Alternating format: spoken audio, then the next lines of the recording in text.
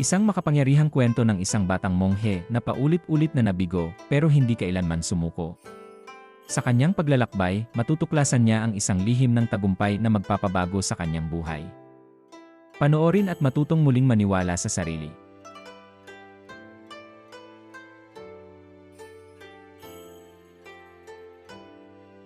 Noong unang panahon, sa tahimik na kabundukan ng Sierra Malinao, may isang batang monghe na nagngangalang Tomas.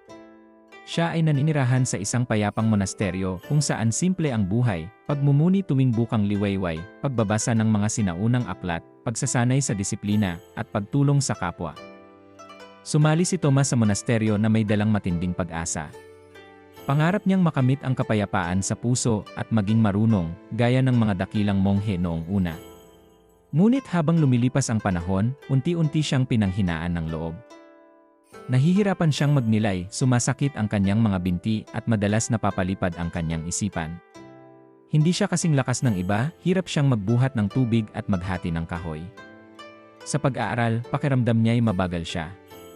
Habang mabilis matuto ang ibang monghe, siya'y natatagalan. Gabi-gabi, umuupo siya mag-isa sa ilalim ng punong balete at mahina niyang sinasabi, "Bakit ba palagi akong nabibigo? Baka hindi talaga ako para sa landas na ito." Isang gabi, napansin siya ng matandang punong monghe na si Guro Esteban. Lumapit ito at mahinahong nagtanong, "Tomas, bakit ba tila mabigat ang laman ng iyong puso?" Sumagot si Tomas, "Guro, sinisikap ko pong galingan pero paulit-ulit akong nabibigo. Pakiramdam ko wala akong pag-asa." Ngumiti si Guro Esteban at sinabi, "Samahan mo ako bukas ng umaga. May ipapakita ako sa iyo." Kinabukasan, bago pa sumikat ang araw, sinundan ni Tomas ang kanyang guro papasok sa kabundukan ng Sierra Malinao. Tahimik silang naglakad hanggang sa makarating sa isang malaking bato sa gitna ng kagubatan. "Tingnan mong mabuti ang batong ito," sabi ni Guro Esteban. Lumapit si Tomas at napansin ang kakaibang butas sa gitna ng bato. "Paano nagkaroon ng butas ito?" tanong niya. "Sa tingin mo ba ginamitan ito ng martilyo o pako?" tanong ni Guro Esteban. "Maaaring ganon," sagot ni Tomas. Umiling si Guro Esteban. "Hindi. Ang butas na iyan ay ginawa ng maliliit na patak ng tubig. Paulit-ulit itong bumagsak sa isang bahagi sa loob ng maraming taon. Mahina man ang bawat patak, sama-sama nilang nabago ang matigas na batong ito." Namangha si Tomas. "Tubig ang gumawa nito. Pero napakalambot ng tubig." "Oo," sagot ni Guro Esteban. "At iyan ang aral. Kahit ang pinakamalambot na bagay ay kayang gumawa ng pagbabago, basta't hindi ito sumusuko. Akala mo'y nabibigo ka, pero ang totoo, ikaw ay natututo. Bawat pagkakamali ay isang patak. Bawat pagsisikap ay unti-unting humuhubog sa iyo." Ipinatong ni Guro Esteban ang kanyang kamay sa balikat ni Tomas at mahinahong sinabi, "Hindi ka kailanman mabibigo kung palagi kang babangon. Ang tunay na pagkatalo ay hindi ang pagbagsak, kundi ang pagtangging tumayo muli." Napuno ng liwanag ang mga mata ni Tomas.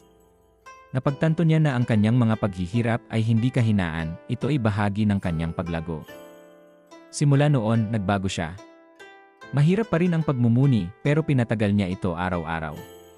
Nahuhulog pa rin niya ang mga tapayan ng tubig, pero pinupulot niya ito ng walang reklamo. Nakakalimot pa rin siya ng mga kasabihan, pero paulit-ulit niyang inaaral hanggang matutunan. Napansin ng ibang monghe ang pagbabago sa kanya. Lumalim ang kanyang pag-unawa, tumibay ang kanyang pasensya, at naging matatag ang kanyang puso.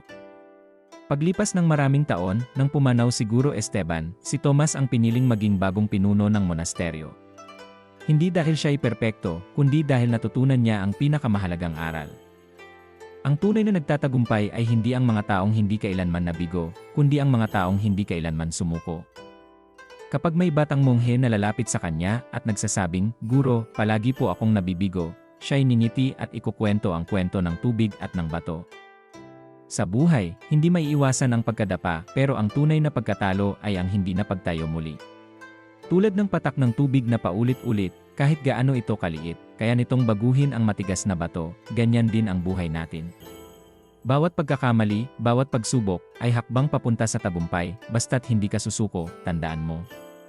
Ang mga tunay na nagtatagumpay, ay hindi yung hindi kailanman nabigo, kundi yung hindi kailanman tumigil sa pagsubok. Ikaw, Kailan ka ulit babangon?